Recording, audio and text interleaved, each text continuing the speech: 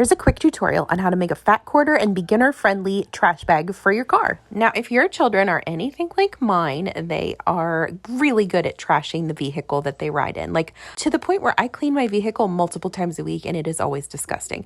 We're trying to teach better habits in my family, so I'm creating this little trash can in hopes that those slobs might use it. This is a super easy beginner-friendly project. You don't have to do this part with the embroidery.